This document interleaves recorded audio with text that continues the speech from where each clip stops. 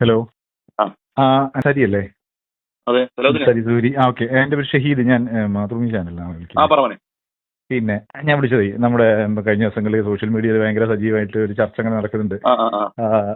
ഒരു ഒരു ഉമ്മ യാത്ര പോയതായിട്ട് ബന്ധപ്പെട്ട്. അപ്പൊ മൂപ്പര ഇബ്രാഹിം സക്കാഫിയുടെ പ്രസംഗം നിങ്ങൾ ശ്രദ്ധിച്ചിട്ടുണ്ടാവുമല്ലോ? ഞാൻ ശ്രദ്ധിച്ചിട്ടുണ്ട്. അതെ അതെ അതെ. അപ്പൊ അതിപ്പം ചിലൊരു വിവാദമായി അവരാ കുടുംബം അവരെ കുടുംബത്തിന് വിളിക്കുന്ന ആളെ പേരെന്താ? ഷഹീദ്. ഷഹീദ്, ഞാനേ അവരുടെ മകളുണ്ട് അവിടെ പഠിക്കുന്ന ജസ്റ്റുവിന്റെ ഇബ്രാഹിം.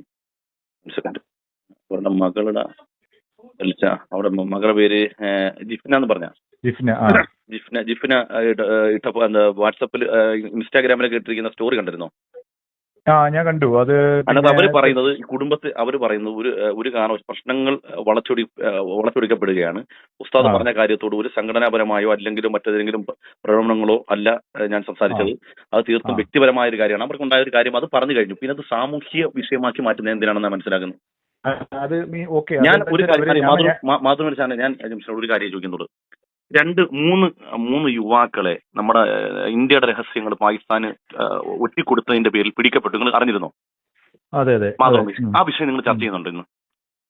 ആ വിഷയം ചർച്ച ചെയ്യുന്നുള്ളൂ. എപ്പോഴാണ് ചർച്ച ചെയ്യുന്നത് ആ വിഷയം? എനിക്ക് പങ്കെടുക്കാൻ വേണ്ടിയാ. അല്ല, അത് സമയം ഫിക്സ് ചെയ്യണം. എനിക്കറിയില്ല. ഈ വിഷയം 3 മണിക്ക് കൊടുത്തുകൊണ്ടാണ് ഞാൻ പറഞ്ഞത്. അഥവാ നമ്മുടെ രാജ്യത്തിന്റെ വിലപ്പെട്ട രഹസ്യങ്ങൾ ഒറ്റിക്കൊടുക്കുകയും രാജ്യത്തിന് തന്നെ ഇല്ലാതാക്കുന്നതിന്റെ അത്ര വലിയ പ്രസക്തി വരുമോ ഈ ചർച്ചക്ക്? അല്ല, അതെന്താ അറിയോ, നമുക്ക് ഓരോ ചർച്ചകളും ഓരോരുത്തരെ ബുദ്ധിമുട്ടാക്കില്ലെങ്കിൽ നമുക്ക് ഇതിന്റെയൊക്കെ വികാരങ്ങൾ നന്നായിട്ട് മനസ്സിലാകും. ഇതെന്ന് പറഞ്ഞാൽ കേരളത്തിലെ മതപണ്ഡിതന്മാരെ അല്ലെങ്കിൽ മുസ്ലിം സമൂഹത്തെ അവർ മുന്നോട്ട് വെക്കുന്ന ആശയങ്ങളെ അതൊന്ന് താറടിക്കുക എന്നുള്ളത്, അല്ലെങ്കിൽ സമൂഹത്തിൽ അവരുടെ വിശ്വാസം കുറച്ച് കാണിക്കാൻ വേണ്ടി കാണിക്കുന്ന വ്യഗ്രതയുടെ ഭാഗമാണ് ഇതൊക്കെ. അതിനേക്കാൾ പ്രസക്തമായ ഒരു രാജ്യത്തിനും ആ രാജ്യത്തിന്റെ നിലനിൽപ്പിനും പ്രതിസന്ധി സൃഷ്ടിക്കുന്ന ഇത്തരം ഭീകരന്മാർ ഇവിടെ പൊതുവെ മുസ്ലിങ്ങൾ മുഴുവനും ഭീകരവാദികളാണ്. ഇത്തരം കാര്യങ്ങൾക്കെതിരെ എനിക്ക് ഒരു താല്പര്യമില്ല. മറ്റേ ചർച്ചയ്ക്ക് വിളിച്ചോളാം. ഈ ഭീകരന്മാരുടെ ചർച്ച ഞാൻ നന്നായിട്ട് ഒന്ന് പറയാം. ഓ ശരി ശരി, ഞാൻ പറയാം.